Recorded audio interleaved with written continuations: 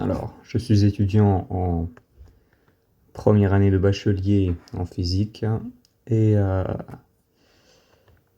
je vais faire cette vidéo surtout pour moi, dans le but de mémoriser mieux, mais je vais aussi l'utiliser euh, pour, euh, pour le futur, pour moi aussi. Donc cette vidéo est surtout faite pour moi. Bref, on va expliquer ce qu'est un atome, on va expliquer ce que sont des nucléides, ce qu'est un isotope et plein de choses différentes encore. Premièrement, un atome c'est quoi? Un atome est composé d'un noyau. Le noyau est composé de neutrons, de protons, et les protons et les neutrons sont des nucléons. Donc la somme des deux, c'est des nucléons, quoi. Alors, ah oui, il y a aussi un nuage d'électrons dans un atome. Donc ça dépend des atomes, mais euh, chaque atome a son nuage d'électrons. Ensuite, les nucléides et les nuclides. Les nucléides et les nuclides désignent exactement la même chose. Pour expliquer ce que c'est, on peut dire que un nuclide est un atome distingué par son nombre de masse. Donc c'est souvent noté A. Et donc ici on a la composition d'un atome avec son nombre de masse et son numéro atomique. Son numéro atomique c'est les protons. Donc un atome est différent en fonction des protons qu'il a. Par exemple, un oxygène dans le tableau périodique, on voit qu'il a un numéro atomique égal à 8. Mais si on lui enlève 2 protons, il devient un carbone. Parce que le carbone, il a 6 comme numéro atomique. Donc, le X, ça désigne l'atome. Le A, c'est le nombre de masse. Et le nombre de masse, c'est donc la somme des protons et des neutrons. Prenons l'exemple du carbone 12. Donc, c'est le carbone normal, quoi. On a rien rajouté, c'est pas on a rien fait avec encore. En gros, c'est le carbone 12 et son nombre de masse, c'est 12. Il a 6 protons, on peut en conclure du coup qu'il a 6 protons et 6 neutrons. Bref. Nous pouvons aussi faire pour l'uranium 238. L'uranium 238 a un nombre de masse de 238. Il a 92 protons, c'est son numéro atomique. Et on peut trouver son nombre de neutrons en faisant cette différence et nous trouvons qu'il a 146 neutrons. Ce qui veut dire qu'il a beaucoup plus de neutrons que de protons. Maintenant, expliquons ce qu'est un isotope. Alors, pour ça, revenons à la définition des nuclides, parce qu'on en aura besoin. Alors, un nuclide, on a dit que c'est un atome caractérisé par son nombre de masse. Nous pouvons avoir le carbone 14, le carbone 13, des conneries comme l'uranium 235 aussi. En soi, les isotopes sont les différentes variantes d'un même atome. Par exemple, le carbone, encore une fois. Le carbone peut être l'isotope 12, isotope 14, isotope 13, carbone 12, carbone 13, carbone 14. Ce sont des isotopes. L'uranium 235, c'est un isotope. L'uranium 238, c'est un isotope. Ce qu'on peut en conclure, c'est que on peut voir que le nombre de protons reste le même. Pourquoi? Parce que comme je l'ai dit tout à l'heure, pour qu'un oxygène soit un oxygène, il lui faut 8 protons. Si tu lui enlèves 2 protons, il va devenir carbone parce qu'il aura 6 protons. Un atome est caractérisé par son nombre de protons. C'est son numéro atomique. C'est pas pour rien qu'ils ont un numéro atomique d'ailleurs. Donc, ce que je voulais dire, c'est que tous les atomes ont des variantes. Les variantes s'appellent isotopes. Et chaque atome a un nombre de protons bien spécifique. Tout ce qui change, c'est le nombre de neutrons. Et c'est la variation de ces nombres de neutrons qui vont donner des variantes d'atomes.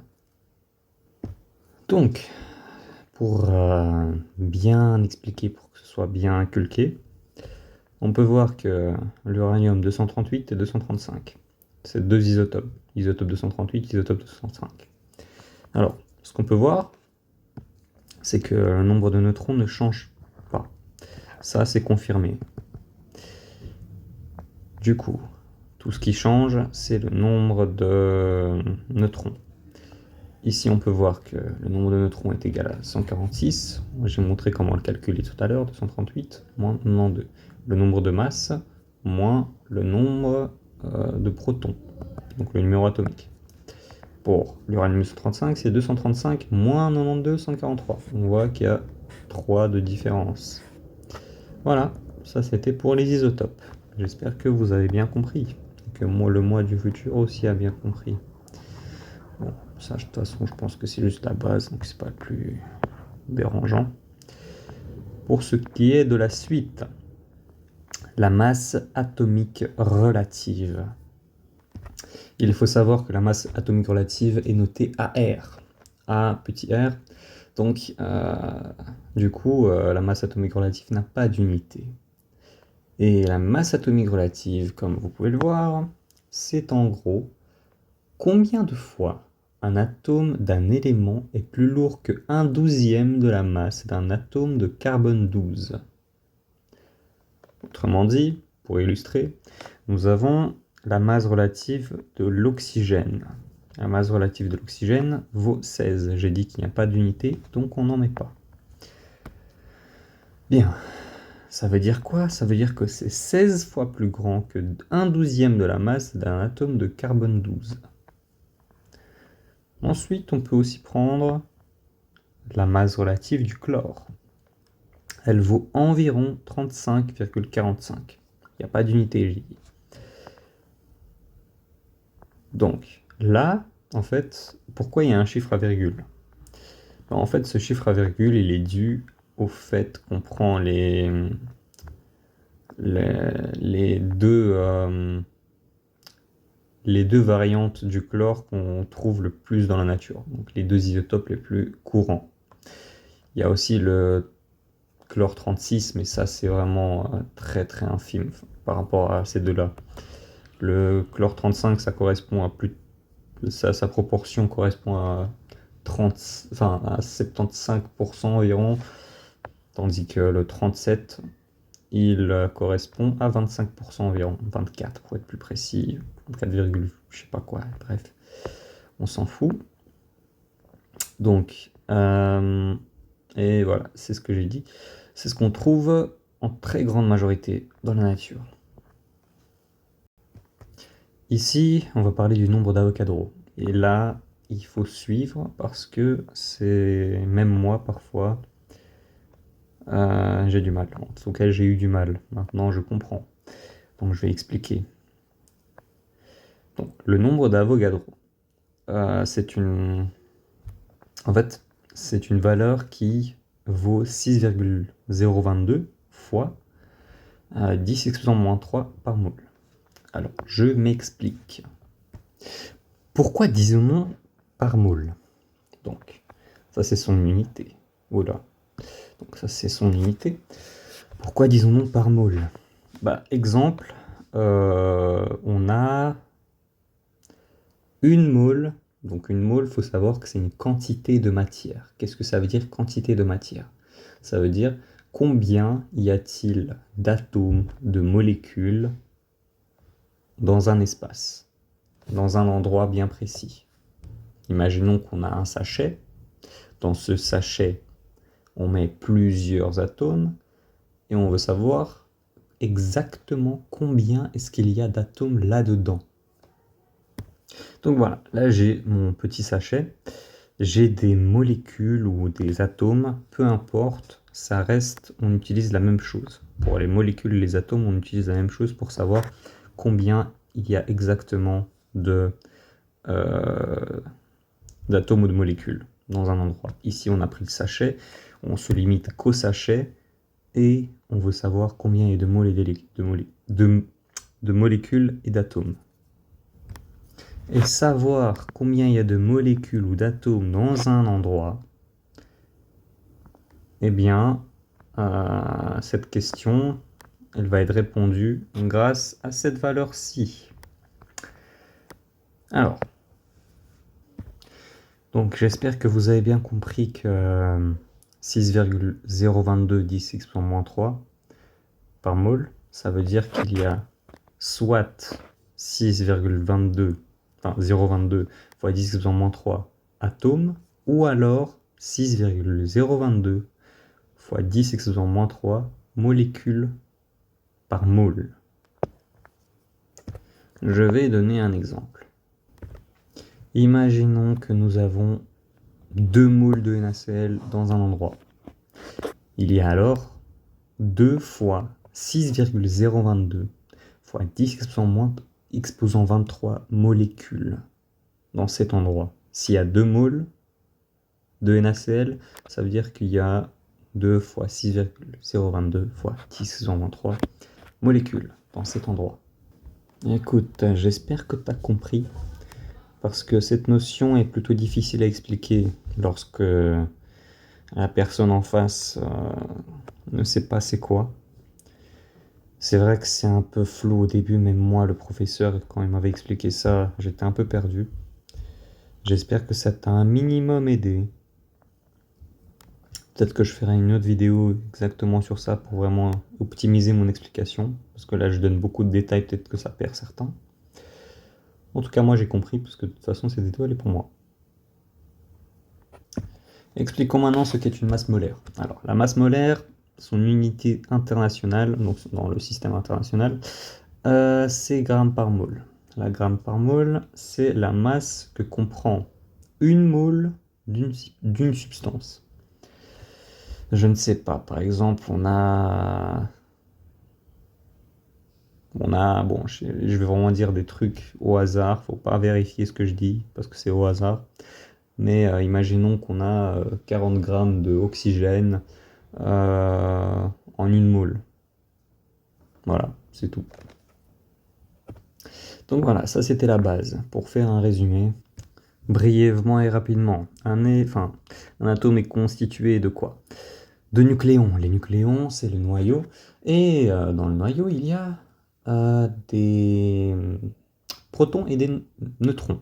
Donc, la somme des deux, ça forme les nucléons. Ensuite, il y a un nuage d'électrons dépendamment des atomes. Parce que chaque atome a son propre...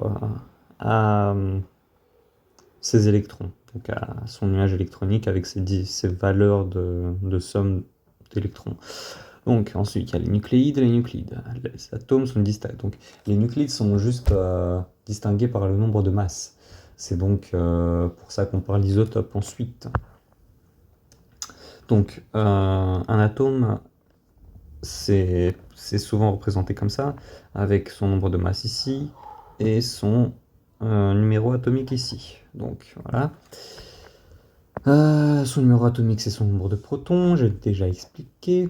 Du coup, les isotopes, c'est les nuclides d'un même élément chimique, avec le même nombre de protons, mais un nombre différent de neutrons, comme je l'ai expliqué. Bref. La masse atomique relative est notée à R, elle n'a pas d'unité. La masse atomique relative, elle est surtout... donc, ce qu'il faut comprendre, c'est que c'est combien de fois il y a combien de fois un atome d'un élément est plus lourd que 1/2 de la masse d'un atome de carbone 12. Voilà, là j'ai donné l'exemple, j'ai expliqué ce que c'était. Le nombre d'Avogadro, j'ai expliqué. Bref, voilà, si je dois expliquer brièvement ce qu'est le nombre d'Avogadro, c'est qu'on parle de mole. Le mole, c'est une quantité de matière, donc combien il y a de matière dans un endroit. donc combien il y a de molécules ou d'atomes dans un endroit. En l'occurrence, ici, j'ai pris un sachet pour bien montrer qu'on a mis dans un endroit et on se réfère qu'à cet endroit, on se limite qu'à cet endroit pour expliquer ce qu'est la quantité de matière et pour savoir combien il y a de matière dedans. Et donc, une mole, c'est égal au nombre d'Avogadro. Voilà, c'est juste ça qu'il faut retenir en fait. Une mole, c'est une quantité de matière. Le nombre d'Avogadro, c'est juste dire que dans une mole, il y a 6,022 fois 10 exponent 23 molécules ou atomes dans une mole. En fait, ça, c'est vraiment le centre du truc. Dans une mole, il y a 6,022 fois 10 exponent 3 10 exposant 23, pardon, atomes molécules. Voilà, c'est juste ça qu'il faut savoir. Et voilà, ça c'est fini. Bon, il y a vraiment beaucoup de détails pour de la base, mais il en faut pour bien comprendre. Et quand on donne beaucoup de détails, c'est qu'on comprend aussi bien la matière. Donc voilà, c'est fini.